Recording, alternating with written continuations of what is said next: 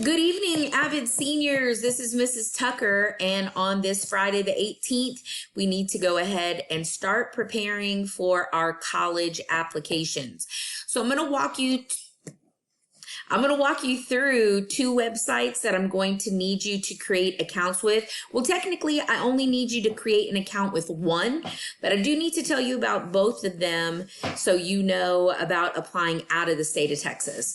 So if you look here, I am right now at applytexas.org. Apply Texas is the universal application system for the state of Texas for public education, or shall I say public colleges and universities.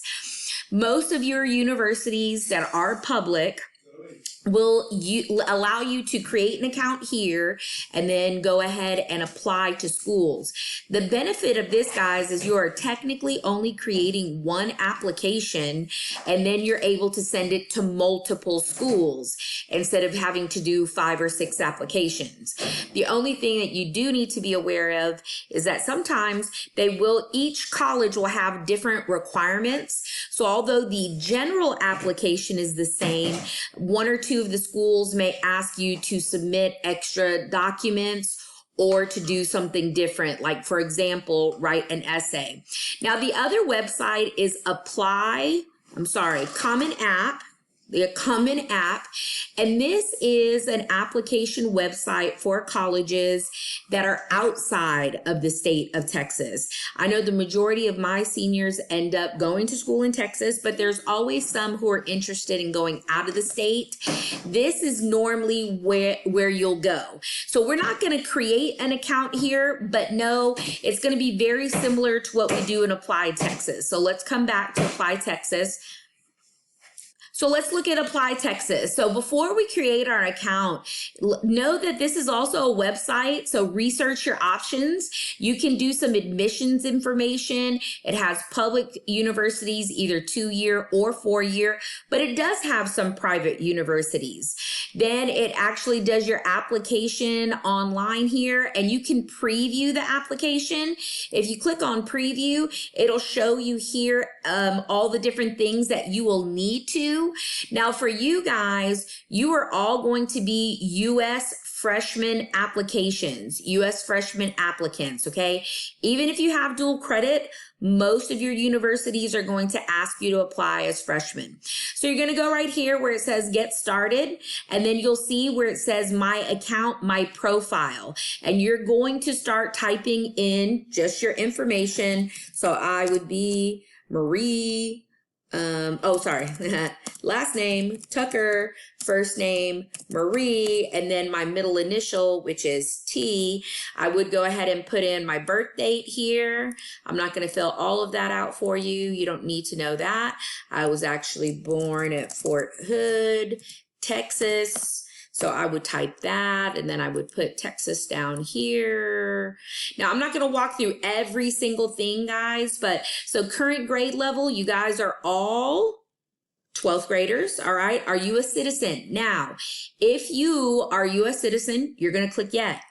If you're not a citizen, you can still fill out this application. You can still go to college. Do not lie, because you will have to provide documentation like a social security number. So please make sure if you're not a citizen, it's okay to click no. Then email address. Guys, right now you're going to have access to your school email address through your senior year and probably about a month or so after school. So it is okay to use your school email, but I would possibly consider using a personal email, but please don't use I'm the best baller shot caller at yahoo.com. Please turn around and make a professional email address, something like your first name, your last name at yahoo.com, your first initial, your middle initial, something like that. Then this is going to be your permanent mailing address, your mailing address, where you would actually get mail at. So some of you would actually get mail at a P.O. box, so you have to put stuff like that. And then this is the physical address if it is different. Some people may live on a county road, but you may actually get mail at a P.O. box, okay? Then you have your preferred phone number. If it's an international code, we don't have that because we're the United States. We're in Texas. An alternate number, emergency contact, ethnicity, and race. Guys, they ask for this just for documentation purposes. This is not designed to give to the school to have them stop or not accept you, but they will go ahead and do that. They will ask that. They will ask, and they will ask for your gender. Please notice that it doesn't have gender neutral roles. At this point, this application hasn't done that. So please answer as you see fit. You will create a password. It'll ask you to do the CAPTCHA, you're not a robot, and then save profile. So remember, a lot of your applications are going to need your first name, your last name, and then you're going to continue. Again, I can't necessarily create this account right now because I am not creating an account to apply, but let's go ahead and look at the preview of the application, the U.S. freshman application, and notice it's going to start with biographical information, your first choice school and major. So if I want to go to the University of Houston, I'm going to put University of Houston. If I want to study engineering, geoscience, business, marketing, I'm going to put that, okay? So then want to change your school or major, go back to the select major page. It tells you that.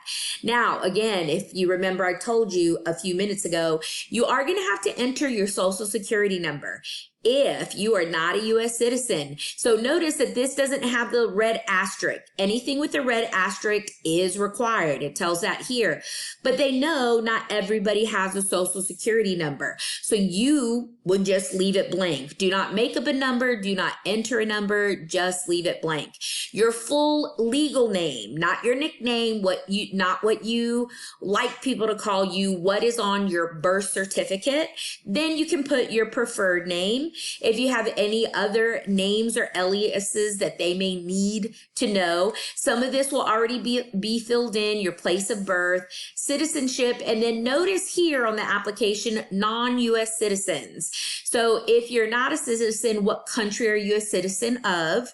Do you hold a permanent resident status or a resident alien card?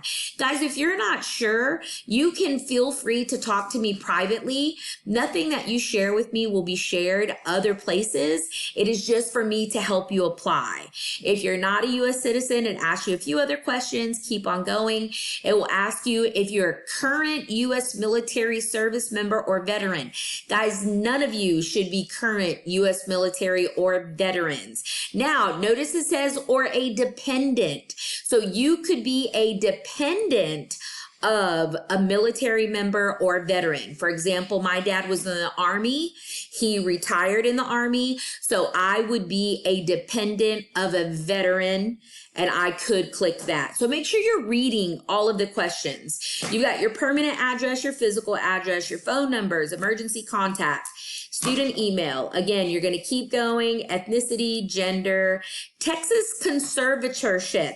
At any time in your life where you place in a foster care or adopted from foster care in Texas. There is additional information that also goes with this. So if you would like to speak with me privately, again, reach out to me and I'll answer questions about that. So you're going to go to the next sample page. Now, if you notice right here, page 2 of 9, guys, this is a college application. It's going to ask you about language, family income, your household size, other things like that.